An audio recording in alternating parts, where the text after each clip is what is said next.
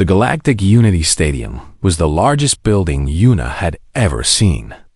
It floated in space like a giant metal flower, with lights that changed colors every few seconds. 200,000 aliens sat in the seats, watching and waiting. Yuna could feel her heart beating fast as she walked with the other human athletes toward the center of the arena. Humanity had joined the Galactic Confederation only 15 years ago. They were still new, still small. Most alien species had been traveling between stars for thousands of years. Humans were like children who had just learned to walk, trying to run with adults. Yuna was 24 years old.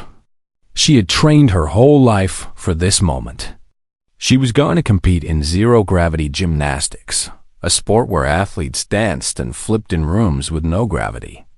She was good at it, maybe the best human alive. But here, surrounded by aliens who could bend their bodies in ways humans could not, she felt very small. The opening ceremony was beautiful. Ships flew overhead, leaving trails of colored smoke. Music played from speakers, hidden everywhere. Leaders from dozens of species gave speeches about peace and unity. Yuna tried to listen, but she was too nervous. Dohan walked beside her. He was not an athlete. He was a military officer assigned to protect the human team. He was tall and serious, with kind eyes that did not match his soldier's uniform. Yuna had known him since their days at the academy. He had always been there, quiet and steady, like a rock in a river. "You look scared," Dohan said quietly. "I am scared," Yuna admitted. "Look at them all. They think we are nothing. Then show them they are wrong." Yuna wanted to believe him. She wanted to feel brave. But as she looked around at the alien faces, she saw only judgment. Some species had 4 eyes. Some had no eyes at all. Some were covered in scales, others in fur. They came in every color and shape. And almost all of them looked at the humans like they were insects. The human delegation walked past the section where the Kethari sat. The Kethari were a warrior species. They were tall and strong, with gray skin and sharp teeth. Their empire controlled hundreds of planets. They had conquered many species before the Confederation forced them to stop. They did not like peace. They did not like weakness. And they really did not like humans. Yuna kept her eyes forward as she walked past them. Her long black hair was tied in a traditional style, flowing down her back. Her mother had always said her hair was her most beautiful feature. Yuna wore it proudly. That was when it happened. A large gray hand reached out from the Kethari section. Yuna felt fingers grab her hair and pull hard. She stumbled backward, nearly falling. Pain shot through her scalp. She heard laughter. Loud, cruel laughter. She turned and saw him. Commander Velthos. He was one of the highest-ranking officers in the Kethari military. He was massive, nearly 3 meters tall, with scars covering his face and arms. He held a few strands of her hair in his fist, showing them to his friends like a trophy. "Humans style their weak bodies like prey animals," Velthos announced. His voice was deep and carried across the stadium. "Perhaps we should put them back in their natural place. On their knees, serving their betters." The Kethari section exploded with laughter. Other aliens watched in silence. Some looked uncomfortable. Others smiled. The humans stood frozen, not knowing what to do. Dohan moved forward. His hand went to his weapon. His face was red with anger. "You dare touch her?" he growled. Yuna grabbed his arm. "Stop. He cannot do this. If you fight him, they will expel humanity from the Confederation." Yuna's voice was calm, but inside she was shaking. "That is what he wants. Do not give it to him." Dohan stopped. His whole body was tense, like a wire about to snap. But he stopped. Velthos smiled at them. It was not a friendly smile. It was the smile of a predator watching trapped prey. "Smart little human," Velthos said. "You know your place. Good. Remember it." Una said nothing. She stood straight. She fixed her hair slowly and carefully, taking her time. She would not let them see her cry. She would not let them see her fear. When she was done, she bowed slightly toward Velthos. Then she turned and walked away. The Cathari laughed again. They thought she was being submissive. They thought she was accepting her defeat. They thought the bow was a sign of surrender. They were wrong. Dohan walked beside her, still angry. "Why did you bow? Why did you let him win?" "He did not win," Una said quietly. "Everyone saw what happened. The whole galaxy is watching. He humiliated you. He humiliated all of us." Una looked at him. Her eyes were dry now. Something had changed in them. The fear was gone. In its place was something harder, something colder. "In my grandmother's time on Earth, there was a saying," Una said. "The tree that bends in the storm does not break, but the storm always ends. And the tree is still standing. What does that mean?" Una did not answer. She just kept walking. That night, videos of the incident spread across the galactic networks. Billions of beings watched Commander Velthos pull the human woman's hair. Billions watched her bow and walk away. The comments were cruel. Humans are cowards. Humans are weak. Humans should leave the Confederation. They do not belong among real species. On Earth, people were angry and ashamed. Politicians argued about what to do. Some said humanity should withdraw from the games. Some said they should demand an apology. Some said they should do nothing and hope everyone would forget. Una sat alone in her room on Station Harmony 7, looking out the window at the stars. Her scalp still hurt where Velthos had pulled her hair. She could still hear the laughter. But she was not thinking about pain. She was not thinking about shame. She was thinking about revenge. Not revenge through violence. That would only prove the aliens right. Humans were not strong enough to fight the Cathari. Not yet. No, Una was thinking about a different kind of revenge. The kind that did not require weapons. The kind that required patience and intelligence, and something the Cathari would never understand. She was thinking about how to destroy Commander Velthos completely. Not his body, his pride, his reputation, everything he believed about himself. She picked up her tablet and began to read the laws of the Galactic Confederation. Somewhere in those thousands of pages, she would find her weapon. And when she did, the Cathari would learn that pulling a human's hair was the worst mistake Velthos had ever made. 1 week passed after the incident at the stadium. The galaxy had not forgotten. If anything, the mockery had grown worse. Every day, new jokes appeared on the networks. Humans became the favorite target of comedians across 1,000 worlds. They called humanity the hair-pulling species. They made cartoons showing humans bowing to everyone. They said Earth should be renamed to Planet Doormat. Una ignored all of it. She spent every hour reading. She read the history of the Galactic Confederation. She read its laws and traditions. She read about every species and their customs. She barely slept. She barely ate. Dohan brought her food that she forgot to touch. He brought her water that grew warm on her desk. "You need to rest," Dohan said on the 7th day. "You are destroying yourself." "I found it," Una said. Her voice was hoarse from not speaking. Her eyes were red from staring at screens. But she was smiling. It was a small smile, tired but real. "Found what?" "The weapon I was looking for." She turned her tablet to show him. "The right of singular honor." Dohan read the text on the screen. His face changed slowly from confusion to understanding to something like hope. "This is real? This law still exists. It is very old." Nobody has used it in 300 years. But it was never removed from the Confederation Charter. It is still legal. The right of singular honor was a tradition from the early days of the Confederation.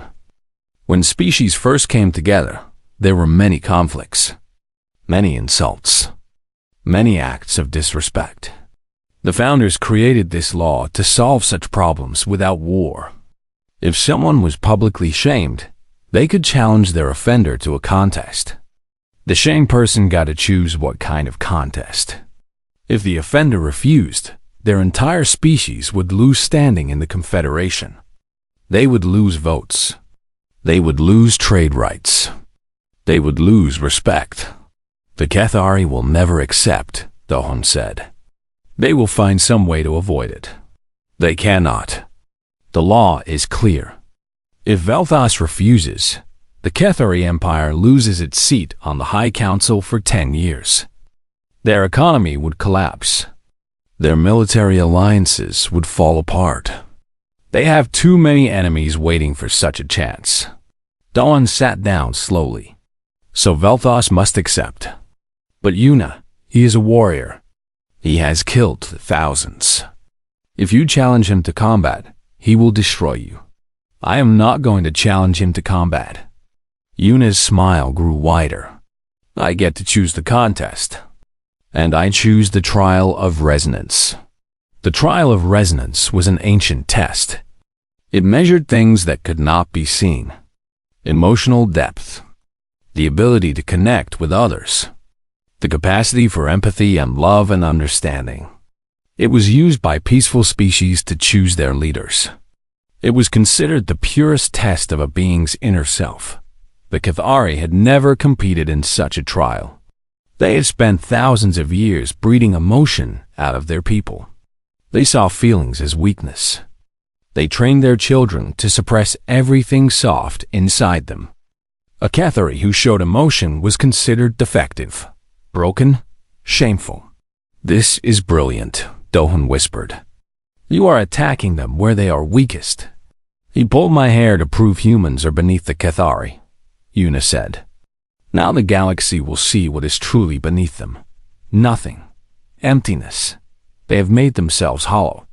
The next day, Yuna made her challenge public. She stood before cameras and announced the right of singular honor to every corner of the galaxy. She spoke calmly and clearly. She explained the law. She explained her choice. She named Commander Vel'Thos directly.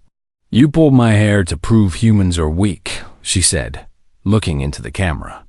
Now I will show everyone what lies beneath you. I challenge you to the trial of resonance. Let us see whose heart is truly empty.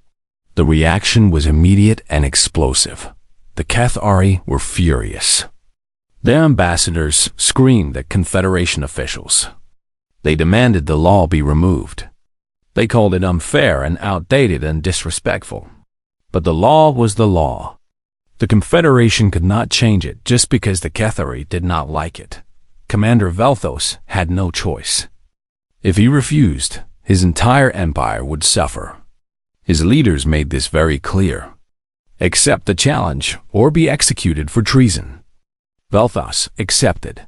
Across the galaxy, opinions began to change. The jokes about humans stopped, at least for a while. People started to wonder if this young human woman knew something they did not. They started to watch her more carefully. They started to listen. On Earth, people celebrated. Finally, someone was fighting back. Finally, someone was standing up for humanity. Yuna became a hero overnight. Her face appeared on screens everywhere. Children wore their hair like hers. Adults spoke her name with pride. But not everyone was happy. Dolan came to Yuna 3 days after her announcement. His face was serious. More serious than usual. I have bad news, he said. Our intelligence agents found something. The Cathari are planning to kill you. Yuna nodded slowly. I expected this. You expected it? Yuna, they are sending assassins. Real assassins. Professionals who have never failed. Then you will have to protect me. Dahan grabbed her shoulders. This is not a game. They will kill you before the trial even begins. Everything you have done will mean nothing. Everything will not nothing. Yuna looked at him. She saw the fear in his eyes. But she also saw something else. Something he had never shown her before. Something he had hidden for years. Why do you care so much? She asked quietly. Dahan's hands dropped from her shoulders. He looked away. For a long moment, he said nothing. The silence was heavy between them. Because I cannot imagine a universe without you in it, he finally said. His voice was barely a whisper. I have felt this way since the academy. I never said anything because you were always focused on your training. Your dreams. I did not want to distract you. Yuna felt something warm in her chest. She had wondered sometimes. She had noticed how he was always there. Always watching over her. Always ready to help. She had told herself it was just his job. Now she knew it was more. When this is over, she said, we will have time for everything we have been too afraid to say. But first, I have to finish what I started. And if you die, Yuna touched his face gently. Then protect me. Keep me alive. And when I win, I will give you the answer you have been waiting for. Dahan straightened his back. The soldier in him returned. The fear in his eyes became something harder. Determination. Purpose. I will not let them touch you, he said. I swear it on my life. I know, Yuna said. That is why I chose you to stand beside me. The trial was set for 3 months away. 3 months to prepare. 3 months to train. 3 months for the Ketharia to try to stop her. Yuna looked out the window at the stars. Somewhere out there, Veltas was preparing too. He was probably angry. He was probably scared, though he would never admit it. He had never faced an enemy like her before. An enemy who did not want to kill his body. She wanted to kill his pride, his reputation, everything he believed about himself and his species. And she would do it with something he did not even understand. She would do it with her heart. The training was harder than anything Yuna had ever done. Physical training made muscles hurt. This training made her soul hurt. Master Bora was an old woman with white hair and wrinkled skin. She walked slowly with a cane. Her body was weak, but her mind was sharp like a knife, and her eyes saw everything. She had survived the first contact wars 50 years ago, when humans first met alien species and nearly died because of it. She had lost her family, her home, everything she loved. And she had rebuilt herself from nothing. The trial of resonance has 3 parts, Master Bora said on the first day. The memory walk, the empathy bridge, and the heart's truth. Each one will break you in a different way. You must learn to break and still keep going. The memory walk required Yuna to relive her most painful memory while staying emotionally stable. Not blocking the pain. Not pretending it did not exist. Feeling it completely while remaining in control. What is your worst memory? Master Bora asked. Yuna did not want to answer. She had buried that memory deep inside her. She had built walls around it. She had promised herself never to think about it again. My brother, she finally said. His name was Minho. He was 12 years old. What happened to him? There was an accident at the colony where we lived. A power plant exploded. Minho was visiting his friend near the plant. I found him in the rubble. Yuna's voice shook. He was still alive, barely. I held him for 2 hours while rescue teams tried to reach us. He died in my arms. And you blamed yourself. I was supposed to watch him that day. Our parents were working. I told him he could go see his friend because I wanted to practice my gymnastics alone. If I had made him stay with me, he would still be alive. Master Bora nodded slowly. Good. This is what you will share in the memory walk. not just the facts. The guilt, the pain, everything. I do not know if I can. Then Velthos will win, and your brother's death will mean nothing. The training was brutal. Every day, Yuna had to go back to that memory. She had to feel Minho's small body in her arms. She had to hear his last words. She had to remember the exact moment when his breathing stopped. She cried until she had no more tears. Then she cried some more. But slowly something changed. The memory did not hurt less. It hurt the same. Maybe it would always hurt. But Yuna learned to hold the pain without drowning in it. She learned to feel everything and still stand. She learned that grief was not weakness. Grief was love that had nowhere to go. The second part of the training involved the empathy bridge. Jiwoo, a young woman who studied alien psychology, helped Yuna with this. Different species feel emotions differently, Jiwoo explained. Some feel through colors. Some feel through sounds. Some feel through touch. You need to learn how to connect with all of them. They practiced with holograms of alien species. Yuna learned to read the body language of beings with no faces. She learned to understand the emotional states of creatures that communicated through smell. She learned that empathy was not about feeling what others felt. It was about understanding what they felt and responding with care. The Cathari removed empathy from their species, Jiwoo said one day. They saw it as weakness. They bred it out over thousands of years.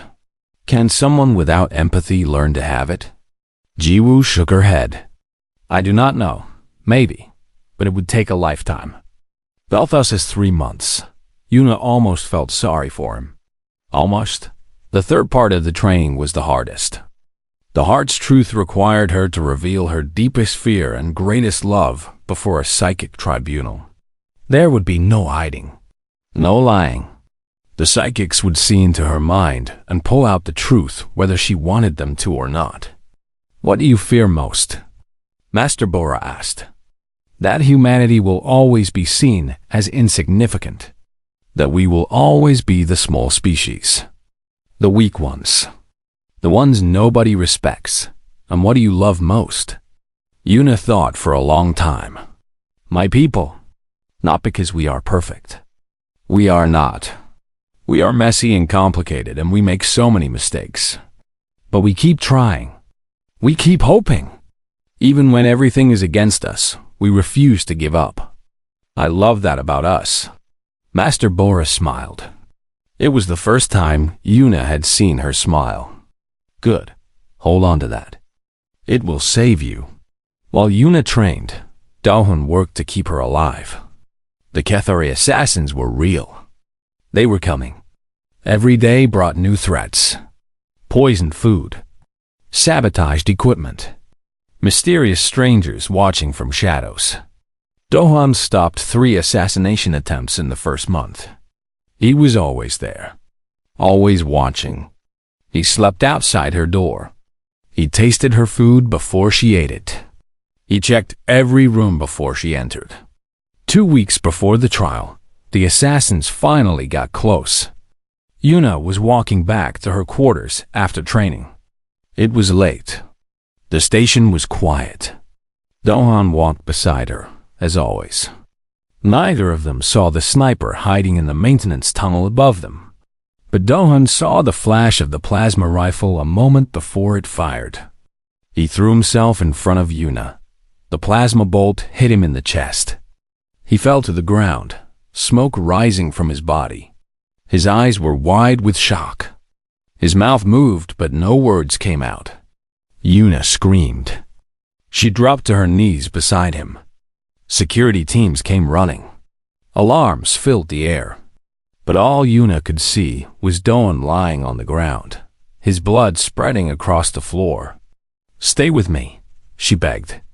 Please, stay with me. The medical team arrived quickly. They worked on him right there in the hallway.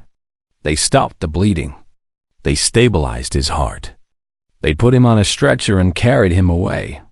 Yuna followed them to the medical bay.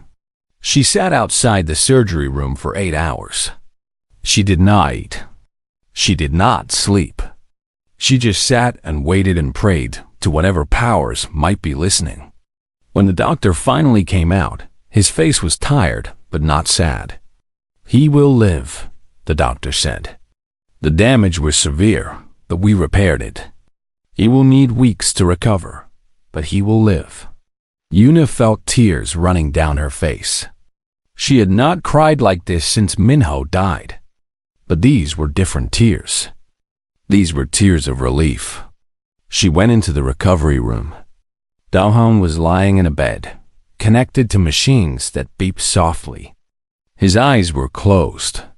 His face was pale, but his chest was rising and falling. He was breathing. He was alive. Yuna sat beside his bed and took his hand. "I am sorry," she whispered. "This is my fault. I should have let you stay away. I should have protected you." Dahan's eyes opened slowly. He looked at her and tried to smile. "Did I save you?" he asked. His voice was weak. "Yes, you saved me. Then it was worth it." Yuna squeezed his hand tighter. "When this is over," she said, "we will have time for everything. I promise. We will have time." Dahan closed his eyes again. He was too weak to speak, but he kept holding her hand. He did not let go. Yuna looked at him for a long moment. Then she stood up. Her face was different now, harder, more determined than ever. The Kethari had tried to kill her. They had hurt the man she cared about. They had shown her exactly what kind of beings they were. Now she would show them what kind of being she was. The trial was 2 weeks away, and Yuna was ready. The day of the trial of resonance arrived with the whole galaxy watching. Billions of beings sat in front of screens on thousands of worlds. They watched a young human woman walk into the arena where, months ago, her hair had been pulled. They watched a massive Kethari warrior walk in from the other side. 2 beings, 2 species, 2 completely different ways of understanding existence. The arena had been changed for the trial. Instead of sports equipment, there was now a circular stage in the center. Around it sat the psychic tribunal, 12 beings from 12 different species, all with the ability to sense emotions and read minds. They would judge the trial. Their decision would be final. Yuna wore simple white clothes. Her hair was tied the same way it had been on the day Velthos pulled it. She had done this on purpose. She wanted him to remember. She wanted everyone to remember. Velthos wore his military uniform, covered with medals and symbols of his many victories in battle. He looked angry. He looked like he wanted to kill her with his bare hands. But he could not touch her here. The trial had rules. He had to follow them.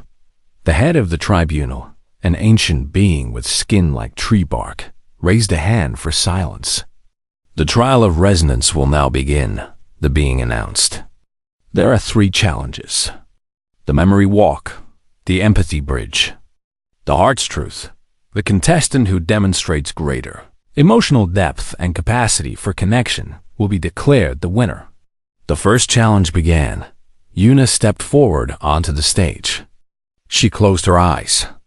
The psychics around her reached out with their minds, creating a connection between her memories and the screens that would show them to the galaxy. She thought of Minho. On screens across the universe, people saw what Yuna saw. A young girl running through rubble and smoke, screaming a name, finding a small body under broken metal, holding it, crying, begging. They heard what she heard. Minho's voice, weak and fading. "Yuna, it hurts. I know. I know. Help is coming. Just hold on. I am cold. I have you. I am right here. I will not let go." They felt what she felt. The moment when his breathing stopped. The silence that was louder than any noise. The guilt that came after, heavy as a planet on her shoulders. The years of blaming herself. The nights she could not sleep. The dreams where she saved him, only to wake up and remember the truth. Yuna felt all of it again. The pain was terrible. It wanted to crush her. But she remembered her training. She felt the pain and held it like a child. She did not fight it. She did not run from it.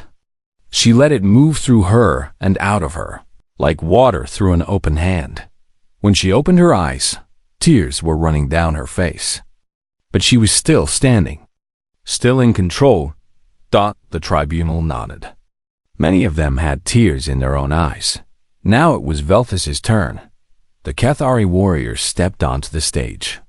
He closed his eyes. The psychics reached out to him. For a long moment, nothing happened. The screen stayed dark. Then an image appeared. A young Cathari, barely more than a child, standing over the body of a defeated enemy. His first kill. He felt nothing. The screen showed exactly what Velthus felt during this memory. Nothing. There was no pride. No shame. No joy. No regret.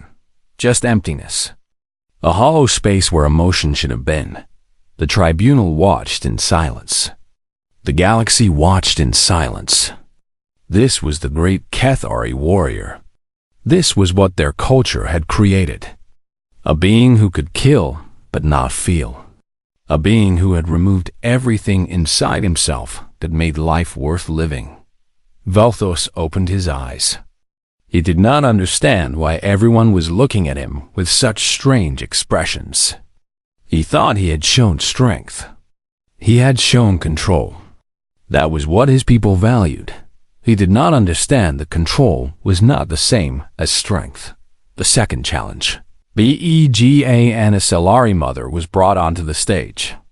The Solari were a peaceful species, gentle and emotional. This mother had lost her child recently to a terrible sickness. Her grief was fresh and raw. Yuna went first. She walked to the mother slowly and knelt before her. She did not speak at first. She just looked into the mother's large, wet eyes and let herself feel the mother's pain. Not as her own pain, but as something she could understand. Something she could share. "I lost someone too," Yuna said softly. "My brother." There is no word in any language for how much it hurts. But you are not alone. Your child is gone, but the love you had for them is not gone. It is still here. It will always be here. The mother looked at Yuna. For a moment, nothing happened.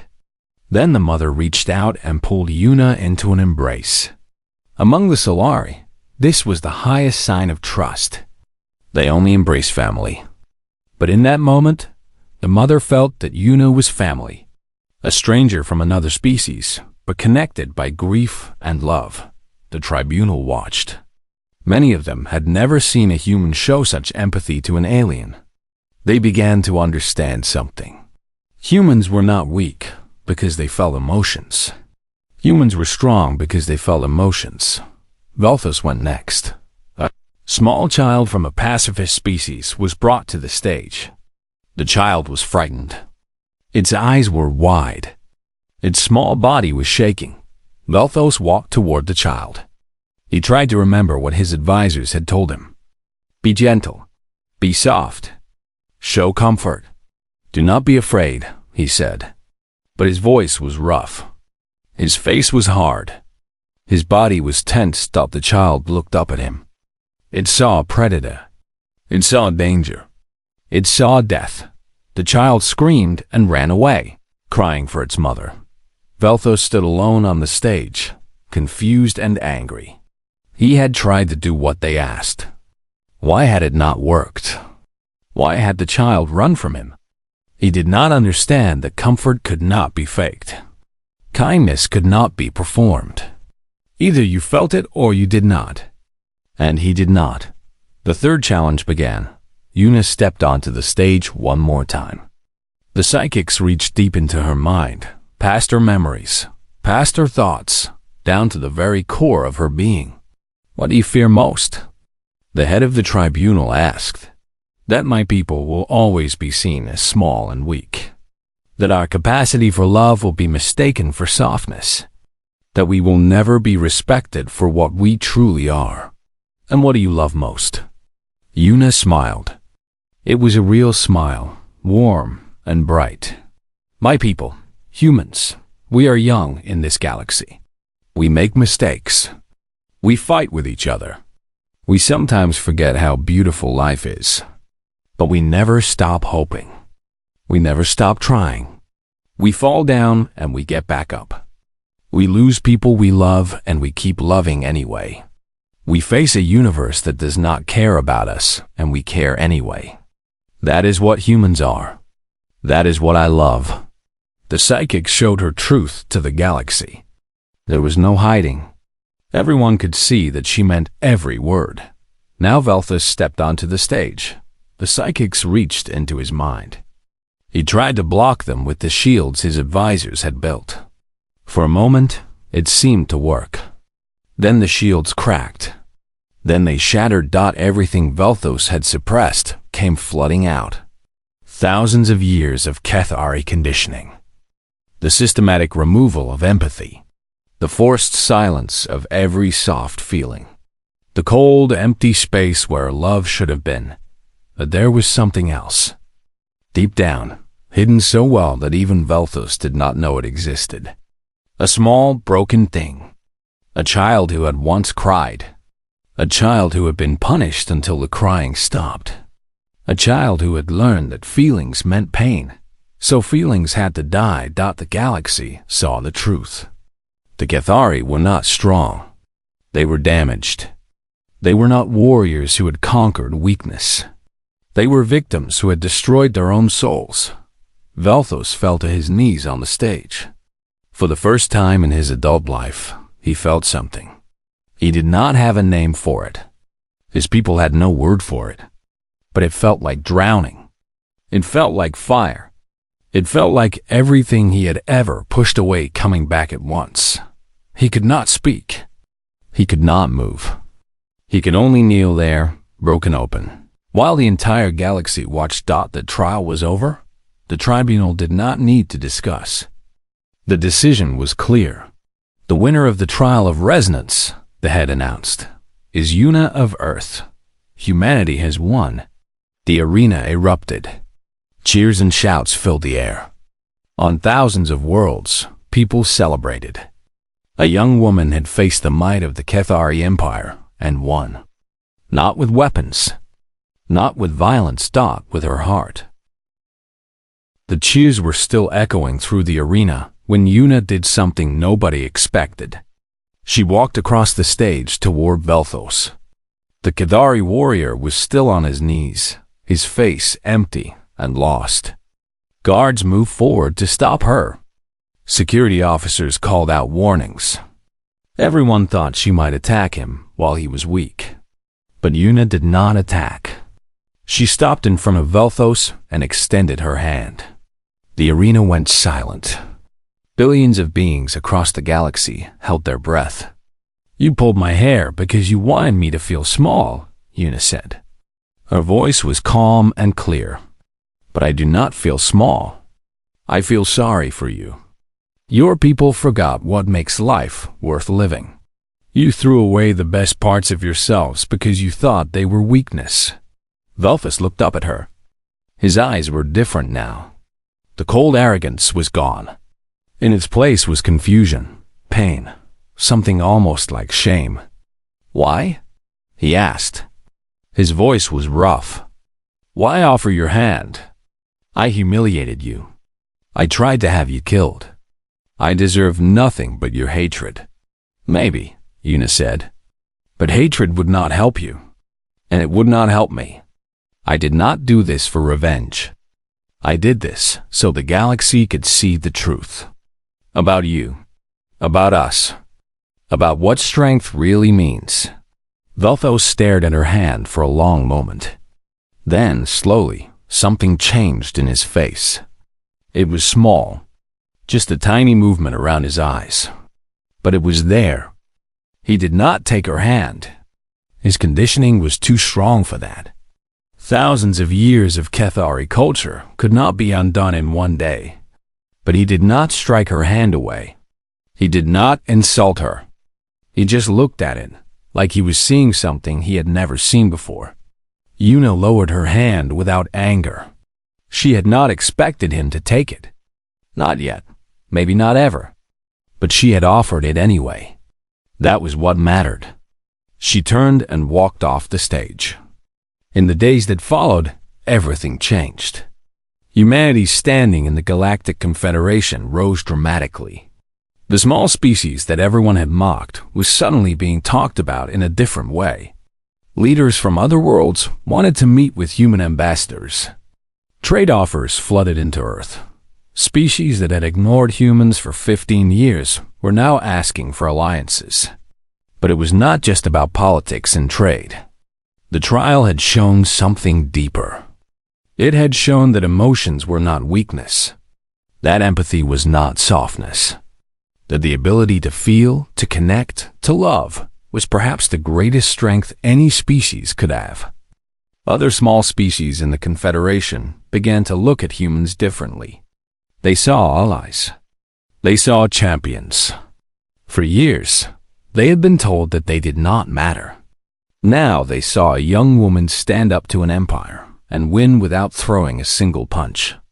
The Cathari Empire went into crisis. Velthos was stripped of his rank and removed from the military. His leaders blamed him for the humiliation.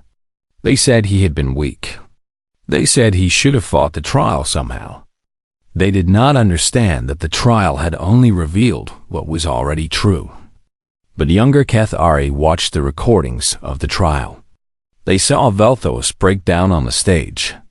They saw the emptiness inside him. And some of them began to ask questions their parents had never asked. Why had their people removed empathy? What had they lost? What could they become if they chose a different path? It was a small seed. Most of the old Cathari rejected it. But seeds have a way of growing. 1 month after the trial, Doan was finally released from the medical bay. He was still weak. He walked with difficulty. But he was alive. He was healing. Yuna was waiting for him when he walked out. "You look better," she said, trying to smile. "You look tired," he replied. "Have you slept at all?" "Not much. There have been many meetings. Many interviews. Everyone wants to talk to the woman who defeated the Cathari." They walked together through the station. Neither of them spoke for a while. They did not need to. They had known each other long enough that silence was comfortable. Finally, Doan stopped walking. He turned to face her. "Before the trial," he said, "you told me we would have time. Time for everything we had been too afraid to say." Yuna nodded. Her heart was beating faster now. "I remember. Well, is there something you want to say?" Yuna looked at him. She looked at the man who had loved her quietly for years. The man who had taken a plasma bolt to protect her. The man who had almost died so she could live. "Yes," she said. "There is something I want to say." She stepped closer to him. She took his hands in hers. She looked into his eyes. "I was so focused on my training, my goals, my dreams, that I did not see what was right in front of me. I did not see you. But I see you now. I see everything you have done for me. Everything you are willing to do. And I want you to know that I love you. I have loved you for longer than I knew.